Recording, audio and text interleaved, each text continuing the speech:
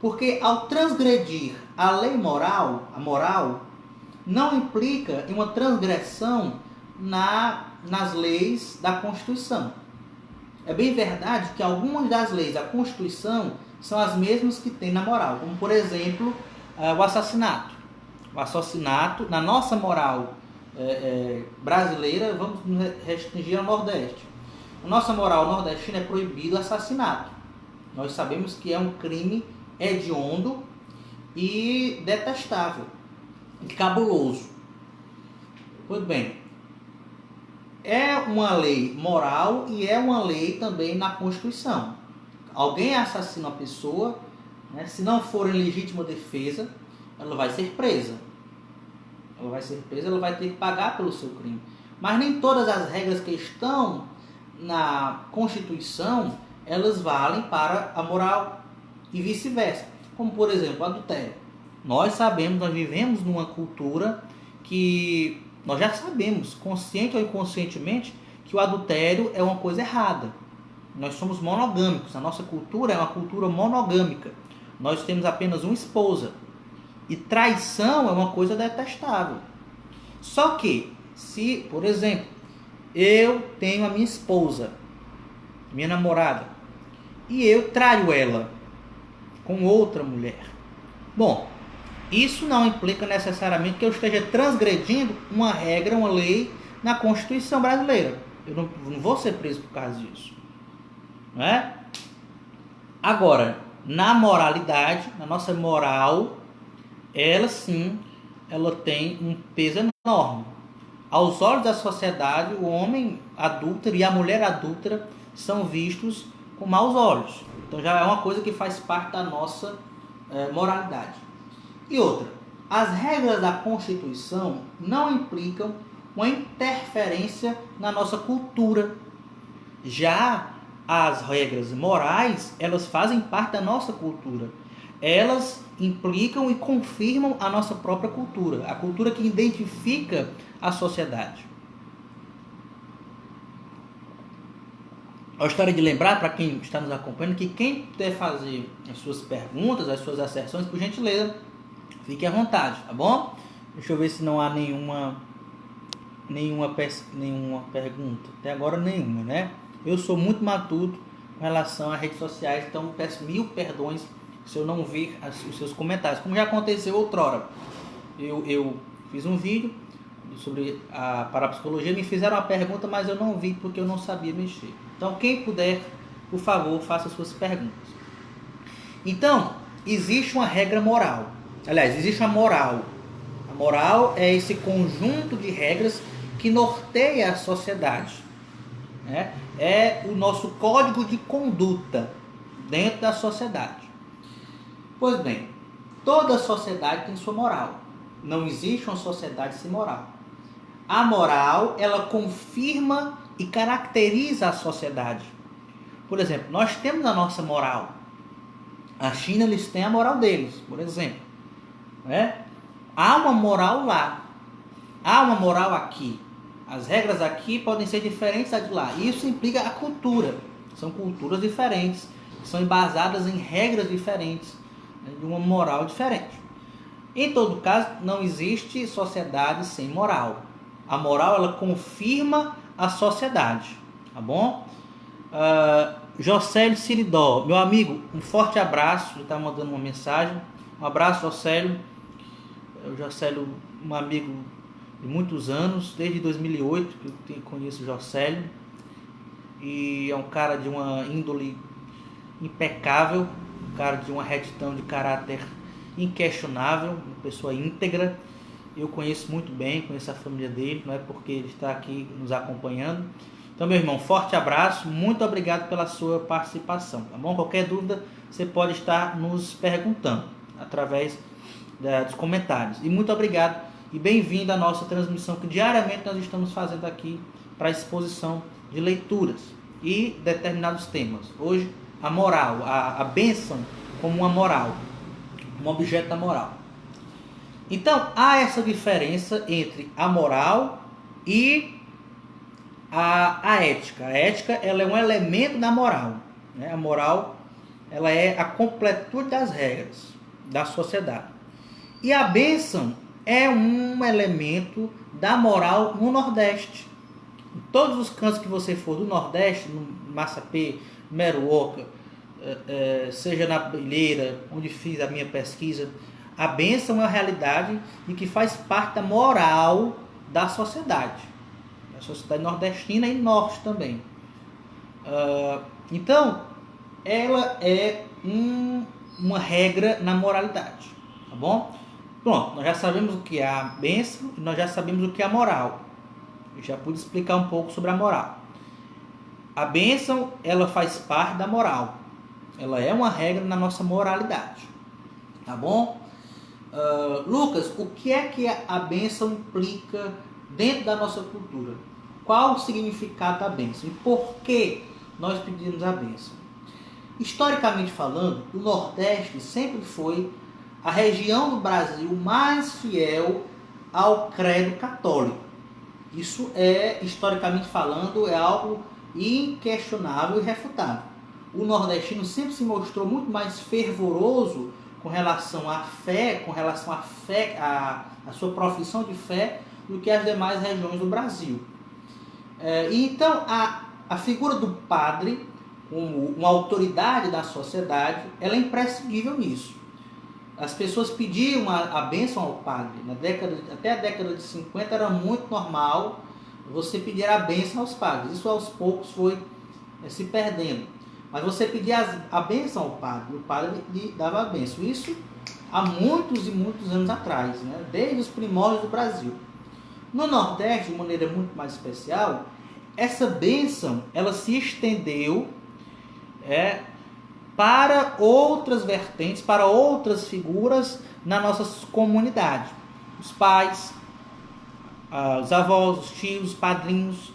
Em todo caso, os educadores assistemáticos. Essa bênção, essa autoridade de conceder uma bênção, de dar uma bênção, ela se estendeu para os pais, para os tios, etc. Quem pede a bênção? Eu, enquanto filho, enquanto neto, enquanto sobrinho, enquanto afilhado e, em alguns casos, enquanto paroquiano. A gente pede a bênção ao padre, a gente pede a bênção ao padrinho, que não é propriamente falando da família, mas existe uma extensão de autoridade a ele, dada a ele. Então nós pedimos a bênção, bênção pai, bênção mãe. Você já percebeu que nós não pedimos a bênção aos nossos irmãos? Você não pede a bênção ao irmão, bênção meu irmão. Raramente, acontece esporadicamente, eu não conheço um caso como esse, mas pode existir de forma bem esporádica, mas isso não implica nenhuma diferença na cultura, né? Na completude da cultura, da moral, da bênção como a moral. Você não pede a bênção ao seu vizinho, bem como você não pede a bênção ao seu amigo. Bênção, meu amigo. Você não pede a bênção aí. Você pede a bênção a pai, mãe, avô, avó, tio, tia, padrinho. Ou seja, se você prestar bem atenção, existe aí, inevitavelmente, uma característica hierárquica. Hierarquicamente, nós fazemos parte de uma educação sistemática e assistemática. Sistemática quando é no colégio, a sistemática dentro da casa, das nossas residências, da nossa família. Existe uma formação, os nossos pais, os nossos formadores, eles nos dão uma formação, uma educação. É uma educação que é assistemática, ela não precisa ser escrita, ela não precisa que haja provas, não existe. Não é obrigatório, mas ela existe. Então, existe aí, portanto, para que os indivíduos dessa sociedade, dessa família, possam se situar, há uma hierarquia. Você presta vênia e respeito a quem você pede a bênção. Então, a bênção implica também isso, uma autoridade hierárquica. Ela tem, do ponto de vista da audição, uma característica religiosa. Eu não diria visível porque você não vê a bênção, você vê a bênção, né? Então, ela é audível. Essa característica dela aparentemente é religiosa, porque você pede a bênção de Deus. Deus te abençoe. Mas, na sua essência, ela não é religiosa. Eu conheço em Massapê e em outras comunidades pessoas que professam abertamente o ateísmo. Pessoas que professam o ateísmo e pedem a bênção aos seus pais. E quando são ateus e são pais, elas dão a bênção aos seus filhos. Tá bom? Não sei se vocês conhecem algum caso. Eu particularmente conheço. Então isso implica que a bênção ela não é essencialmente religiosa. Ela tem audivelmente uma característica religiosa. Deus te abençoe. Nossa Senhora te proteja. Mas na sua essência, a bênção não é religiosa. Ela é hierárquica. Existe uma hierarquia. E a bênção, como esse objeto da moral, como essa característica da moral, ela confirma essa autoridade. A partir do momento em que eu peço a bênção ao meu pai, eu estou confirmando uma hierarquia. Eu estou confirmando que nessa hierarquia ele é superior a mim e que eu devo prestar respeito e obediência a ele. É como se, parafraseando a bênção, eu dissesse: eu estou à sua disposição. Eu estou às suas ordens. E presta venha. E ela pode ser feita de várias maneiras. Por exemplo, há pais que criticam que eles vão cobrar se o filho não pedir a bênção. Ou se pedir a bênção de forma errada. Como? Tem que estender a mão. Né? Se for de longe, estende-se a mão. De perto, beija a mão do pai, beija a mão da mãe. Isso já é uma coisa bem característica nossa. Já faz parte da nossa trivialidade. Mas ali tem essencialmente uma característica hierárquica. Você prestar bem atenção, você não pede a bênção a uma pessoa que, na sua educação sistemática, ela seja inferior ou no mesmo nível que você.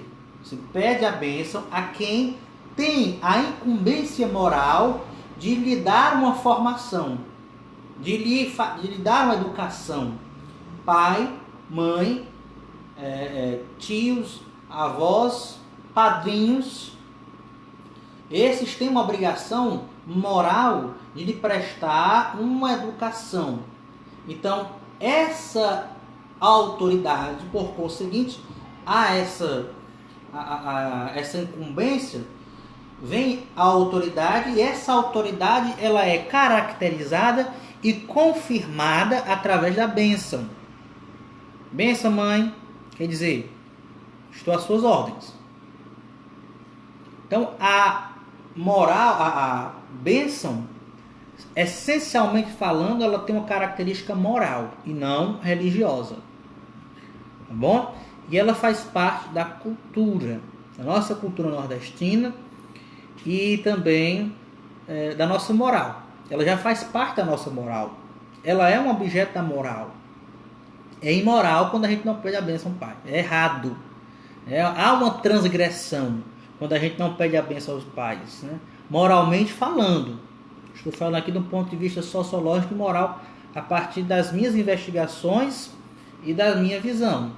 Aliás, se vocês fizerem bem essa visão, vocês vão entender isso. Vocês vão perceber que existe essa característica essencialmente hierárquica. Você não pede a bênção. Você não pede a bênção ao vizinho, ao amigo, à amiga, ao colega. Não pede. Você chega na faculdade, por exemplo, vai pedir a bênção ao colega. Vai pedir a bênção. O Jocélio estudou comigo em 2008, perdão. Eu ia pedir a bênção a ele, nem ele pedir a bênção a mim. Bênção, Jocélio. E ele ia pedir a bênção, Lucas. Porque não existe nessa relação entre amigo e amigo, entre amigos, entre irmãos, entre vizinhos, essa autoridade essa autoridade moral e hierárquica. Eles não têm a obrigação, a incumbência moral de me dar uma educação, uma formação assistemática. Mas os pais têm, os avós têm. E essa autoridade